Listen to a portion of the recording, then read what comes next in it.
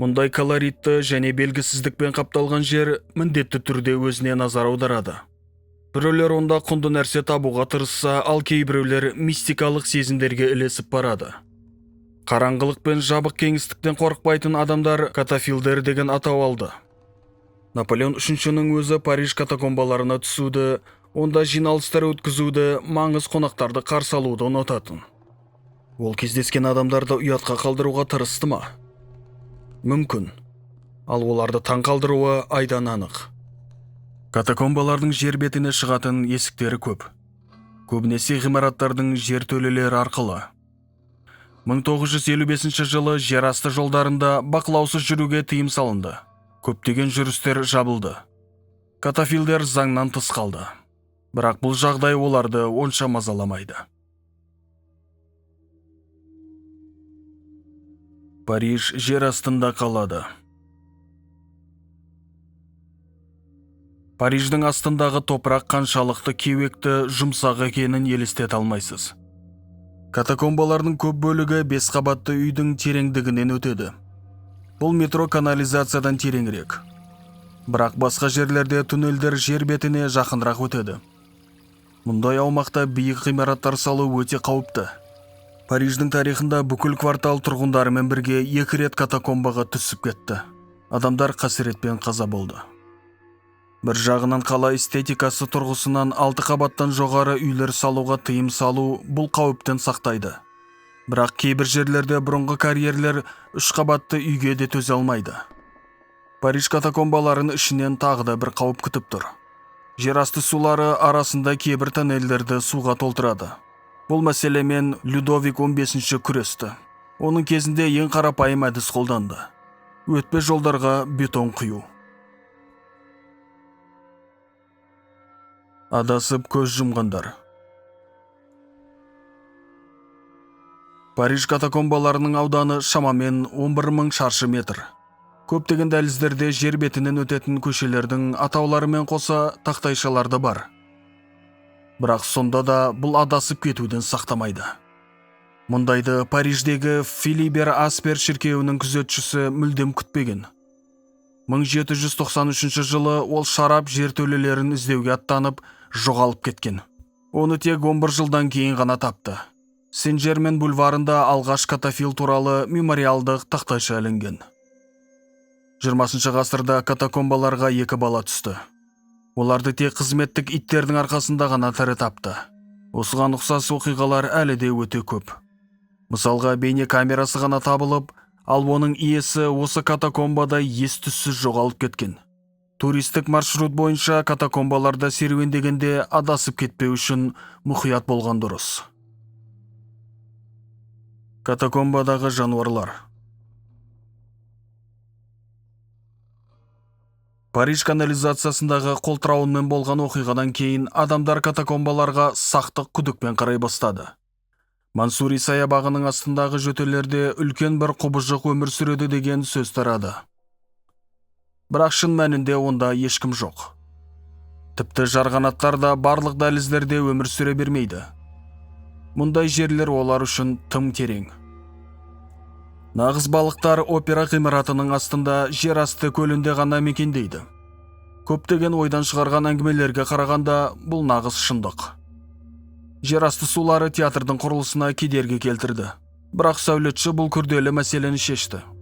Ал ерекше жер асты көлі әдебиетке түсіп, Гастон Леру оны операның елесі деп сипаттаған. Бір кездері 19 ғасырда бір галереядан бір тұтас мысық бас сүйектері табылды. Осы жердің үстінде қояннан жасалған тағамдарды ұсынатын мейрамхана орналасқан. Жертөлелер рестораторлардың арам құпиясын осылайша паш етті.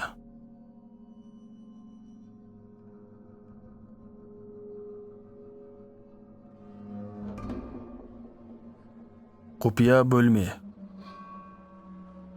Бос тұрған жер асты катакомбалар үйсіз жүргендердің мекені болатын. Ал 20 ғасырда мұндай терең жер асты жолдары бомбадан қорғану үшін бейімделген. Алғашқысы 1934 жылы салынған. Ал немістердің Парижді басып алу кезінде жер астында жасырын неміс бункері болды. Ол туннелдердің бірінің соңында орналасқандықтан оған құпия бөлмесі деген атау берілді. Бұл катакомбалардағы жалғыз бункер емес. Соғыстан кейін жер асты әуесқойлары нақты карта жасап, фашистердің бункерлері мен қарсыластарының арасында бар болғаны 500 метр болғаны анықталды. Жер астындағы есту мүмкіндігі мүлдем жоқ. Сондықтан олар бір-бірін таба алмады. 70 жылдары панк мәдениет толқыны Парижде тараған кезде құпия бөлмесіне заңсыз кештер өткізілді. Ол жер бұл үшін өте ыңғайлы еді. Катакомбаларда 7 метрлік төбелер сирек табылады. Ал қабырғалардағы неміс жазулары мұның бәріне ерекше атмосфера қосты. Жағажай және қамал. Жерасты бөлмелерінің бірі жартылай ұсақ өзен құмымен толтырылған. Осылайша бір сыра қайнатқыш егелері өз жертөлесінен қажетсіз тоннельді бітуді шешті. Олар өз мақсаттарына жетті. Содан кейін катафилдердің біреуі қабырғаға жапон шебері Хакусай стилінде теңіз толқынын салып кетті. Бірнеше бөлмелерде жерден ойылған қамалдарды табуға болады. Фотосуреттерде олардың көлемі түсініксіз. Сондықтан бір күні ол жақта телебағдарламалар түсіру жоспары болған еді. Бірақ бұл идеядан бас тартуға тура келді. Өйткені бөлмелердің төбесі бар болғаны 1,5 метр. Ал қамалдар құмнан жасалған жағажай қамалдарынан еш айырмашылығы болмады. Жалпы катакомбаларда граффити салынған қабырғалар өте көп. Олар Париждегі шахта мектебінің политехникалық университет факультеті студенттеріне арналған рәсімдер арқасында жиі пайда болады. Тыйым салынған іс-шаралар. Әр жылдары Париждік репортерлер катафилдерді сатанизм, вуду, ұлтшылдық және басқа да қорқынышты ритуалдар үшін айыптауға тырысты. Бірақ катакомбаларды зерттеуші Жиль Тома жер астындағы қара месса жер бетінен көп емес дейді. Жер астауында шараларға тыйым салынған. Ал бұл жерде заңсыз кештер, жиналыстар мен киносеанстар болған.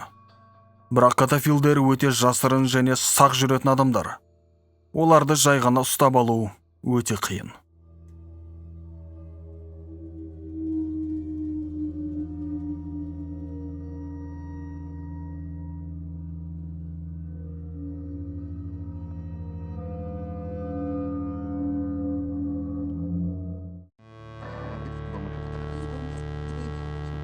Ал сіздер қалай ойлайсыздар? Бұл оқиғаның бәрі шынайы ма? Әлде жай аңыз ба? Бірақ жел тұрмаса шөптің басы қимылдамайды дейді. Жоқ әлде...